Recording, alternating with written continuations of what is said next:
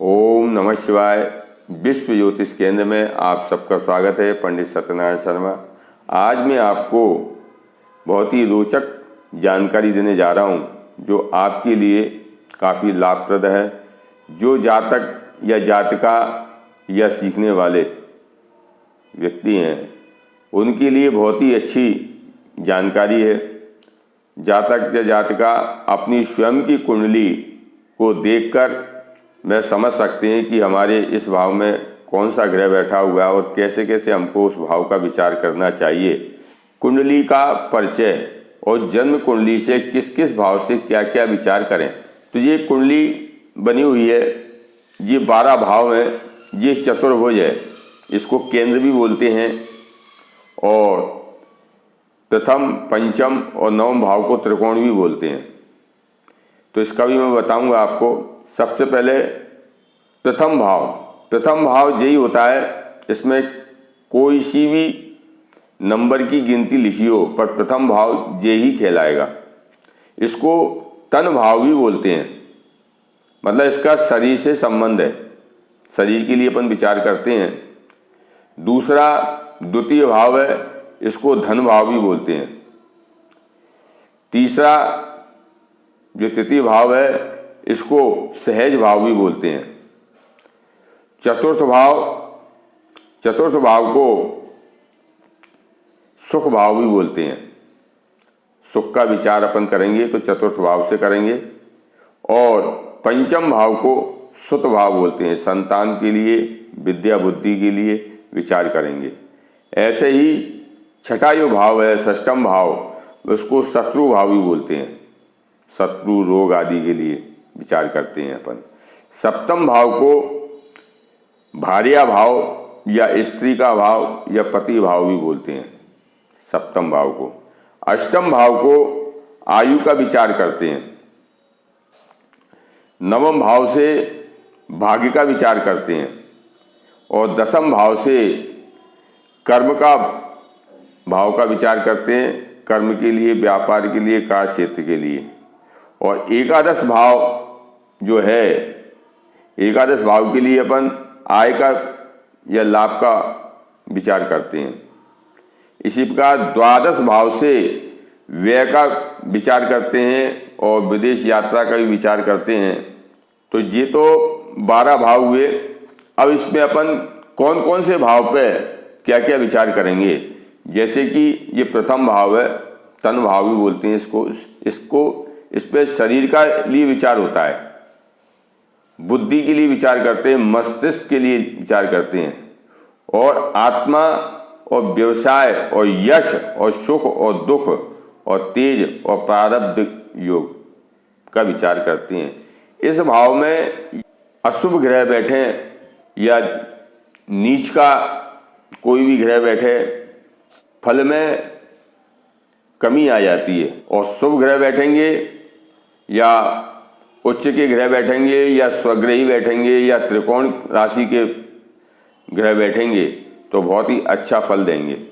इसी प्रकार द्वितीय भाव से अपन धन का विचार करते हैं। आर्थिक स्थिति कैसी रहेगी, धन दाहिनी आंख का विचार करेंगे और कुटुंब का सुख का विचार करेंगे, यात्रा का विचार करेंगे, स्वर्ण आदि, रत्न आदि कोष, धन आदि कोष का विचार करेंगे और विपुल संपत्ति का विचार करेंगे। तो ये द्वितीय भाव में यदि शुभ ग्रह बैठेंगे तो शुभ फल देंगे और नीच का ग्रह जो बैठेगा या शत्रु राशि का बैठेगा तो फल में कमी आ जाती है। और यदि शुभ ग्रह बैठा हुआ है, स्वग्रही होकर बैठा हुआ है, उच्च का बैठा हुआ है या त्रिकोण राशि का होकर बैठा है या मित्र का बैठा हुआ है तो अच्छा फल देगा ये भाव। इसी प्रकार अपन तृतीय भाव से सहज भाव है। इसमें साहस का, पराक्रम का, भाई बहन का, छोटे भाई बहनों का, दाहिनी कान और हाथ का विचार करते हैं, यश और अपयश का विचार करते हैं और सहन और शक्ति का विचार करते हैं। इसमें पापक ग्रह बहुत अच्छा फल देते हैं क्योंकि इसमें यदि शुभ ग्रह बैठते हैं तो ज़्यादा अच्छा फल नहीं दे पाते जैसे मंगल हो, सूर्य हो, शनि हो, राहु हो, केतु हो, तो इसमें व्यक्ति काफ़ी पावरफुल होता है और साहस भी होता है, पराक्रम भी होता है। पराक्रम और साहस के बल पर वो कार्य अपना सिद्ध कर लेता है। और यदि अशुभ ग्रह बैठेंगे तो वो पावर नहीं मिल पाती है। व्यक्ति झगड़ालू नहीं होता। यदि शुभ ग्रह बैठे हुए हैं तो वो झगड़ालू नहीं होता, वो जो मिल गया उसी में संतुष्ट होता है, वो झगड़ा करना भी नहीं चाहता। और यदि पापक ग्रह बैठे हुए हैं, मंगल है, शनि है, सूर्य है, राहु केतु हैं, तो ये अपने साहस और पराक्रम से उस कार्य में सफल होते हैं और व्यक्ति काफ़ी आगे बढ़ता है। इसी प्रकार चतुर्थ भाव का विचार जो अपन करेंगे, ये सुख का भाव है। इससे माता का भी विचार होता है, मकान का, जमीन का, जायदाद का विचार होता है, ऐश्वर्य का विचार होता है। ऐश्वर्य से मतलब मकान आदि, लग्जरी सुख जिसको अपन बोलते हैं, इसमें गाड़ी आदि, वाहन आदि का भी विचार करते हैं। मानसिक शांति का विचार होता है, भागीदारी का भी विचार होता है। इसमें माता का विचार भी करते हैं अपन। इसमें यदि पापक ग्रह बैठा है या शुभ ग्रह बैठे हैं, ये केंद्र हैं। ये केंद्र प्रथम भाव, चतुर्थ भाव, सप्तम भाव और दसम भाव, ये केंद्र हैं। इसमें पापक ग्रह बैठे या शुभ ग्रह बैठे अच्छा फल देते हैं। इसी प्रकार पंचम भाव है। पंचम भाव को सुत भाव बोलते हैं, संतान का भाव भी बोलते हैं। इससे विद्या का, बुद्धि का, संतान का, देव शक्ति का, गर्भधारण शक्ति का विचार करते हैं। और सट्टा, लॉटरी, मंत्र, यंत्र, शक्ति, यात्रा, पुण्य आदि का विचार करते हैं। तो इससे जो अपन विचार करेंगे, इसमें यदि शुभ ग्रह बैठेंगे तो बहुत अच्छा फल देंगे, और पापक ग्रह भी बैठेगा तो वह भी शुभ फल देगा। त्रिकोण प्रथम, पंचम और नवम भाव त्रिकोण कहलाते हैं।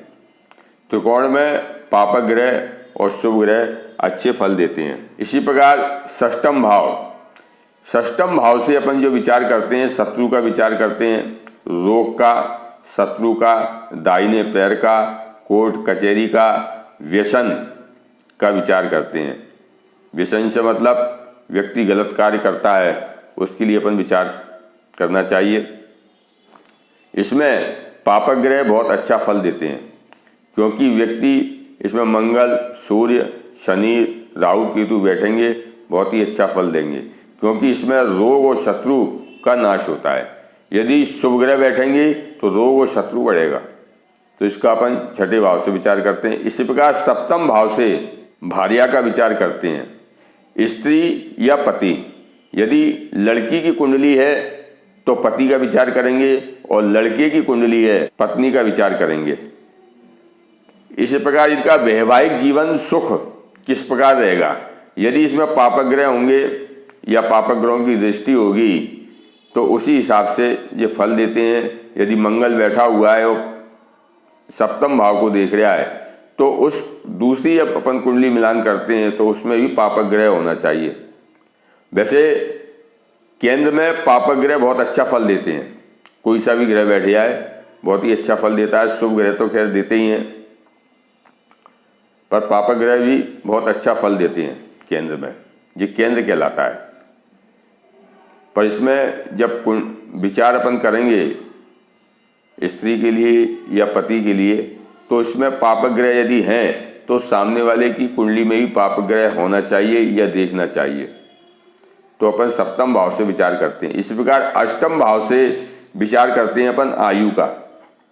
जैसे आयु, मृत्यु का विचार, बायां पैर, कारावास, जेल आदि का विचार करते हैं। शत्रु का विचार करेंगे, गुप्त रोग का, स्त्री लाभ आदि का विचार करेंगे। तो इससे अष्टम भाव से करते हैं। इसमें पापक ग्रह यदि होंगे तो न्यूनता आती है, व्यक्ति की आयु भी बढ़ती, मृत्यु योग, कारावास, जेल उसके लिए बढ़िया रहता है। यदि इसमें शुभ ग्रह बैठेंगे तो वो शुभ ग्रह उस कार्य की वृद्धि कर देंगे। तो व्यक्ति को दिक्कत आएगी।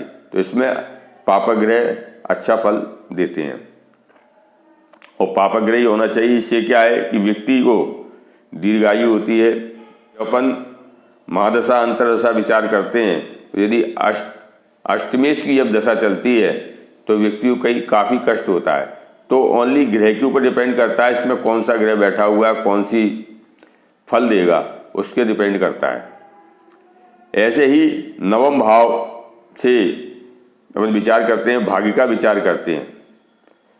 भाग्य का विचार करेंगे, संपत्ति का विचार करेंगे, धर्म का विचार करेंगे, आकस्मिक लाभ का विचार करेंगे, विकास का, पुण्य का और विवेक का विचार करेंगे नवम भाव से।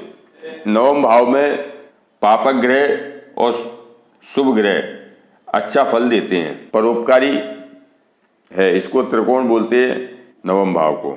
इसी प्रकार दसम भाव का अपन जो विचार करेंगे तो इसको कर्मेश भी बोलते हैं।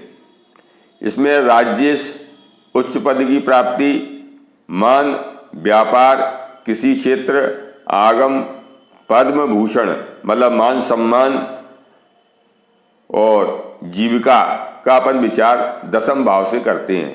इसमें पापक ग्रह, शुभ ग्रह दोनों ही अच्छा फल देते हैं। इसमें कर्म क्षेत्र के लिए अपन विचार कर सकते हैं और ये भाव जो है अवसरवादी है, बीच बीच में अच्छा लाभ देता है। यदि अपने को अवसर मिलता है तो उसका लाभ अपन को उठाना चाहिए। ये मौका देता है कार्य क्षेत्र में आगे बढ़ने के लिए, तो व्यक्ति को जरा भी आलस नहीं करना चाहिए।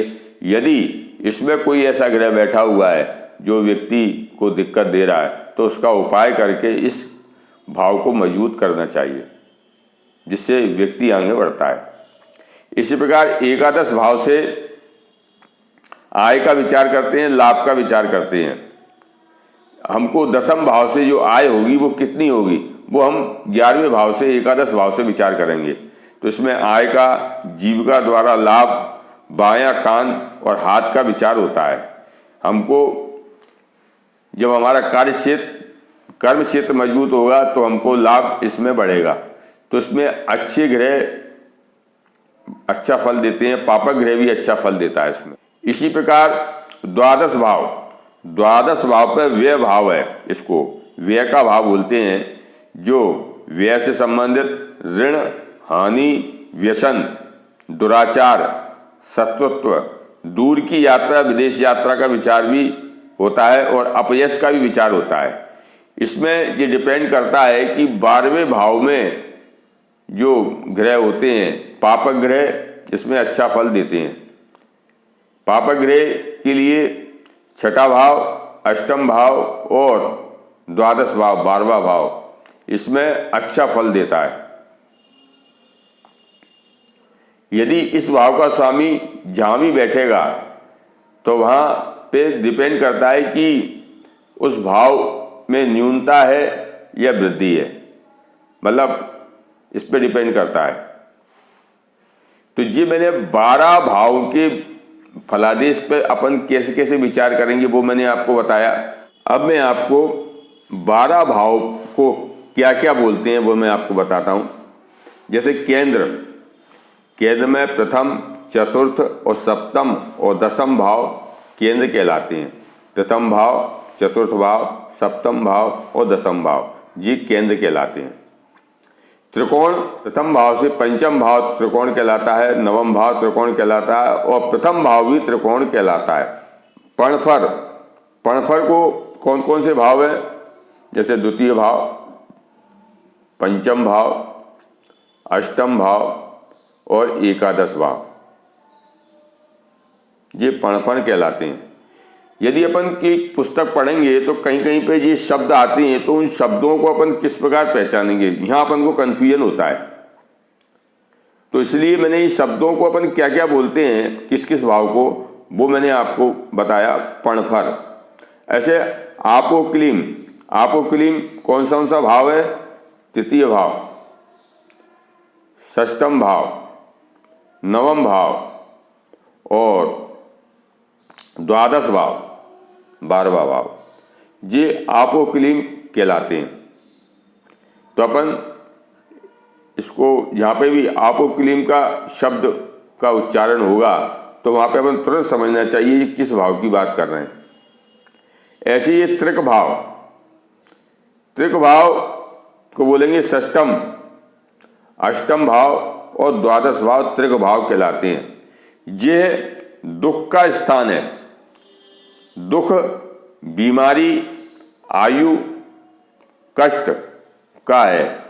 इस भाव में पापक ग्रह अच्छा फल देते हैं, आदमी को दीर्घायु और दुख और रोग नहीं सताता। जो मैंने बताया छठे भाव में, अष्टम भाव में और द्वादश भाव में पापक ग्रह से रोग का, शत्रु का शमन होता है। यदि इसमें शुभग्रह बैठ जाएंगे तो शत्रु आप पे हावी होंगे, रोग आप पे हावी होगा। तो इसलिए त्रिक भाव को दुख का स्थान कहा है, जो डिपेंड करता है कि इस भाव में कैसे ग्रह बैठे हुए हैं। पापक ग्रह बैठे हुए हैं तो रोग का, शत्रु का नाश करेंगे, और यदि शुभ ग्रह बैठे हैं तो रोग और शत्रु बढ़ेंगे, आप पे हावी होंगे। इसलिए इस भाव पे पावरफुल ग्रह का होना बहुत जरूरी है। और इसमें इसी प्रकार अपन भाव का विचार अपन इसी प्रकार करते हैं। इससे जातक या जातका जो कुंडली देखना नहीं जानते हैं वह भी समझ सकते हैं कि हमारे इस कुंडली में कहाँ पे क्या क्या दिक्कत है, और उसी हिसाब से व्यक्ति अपनी कुंडली के लिए उपाय कर सकता है। तो ये मैंने आपको कुंडली का परिचय और किस किस भाव में क्या क्या विचार करेंगे वो मैंने आपको बताया। मेरी आगे भी जो वीडियो आएंगी इसी से संबंधित फलादेश करने में आपको काफ़ी सहूलियत होगी और आप अच्छे से अपनी कुंडली को समझ पाएंगे। ओम नमः शिवाय।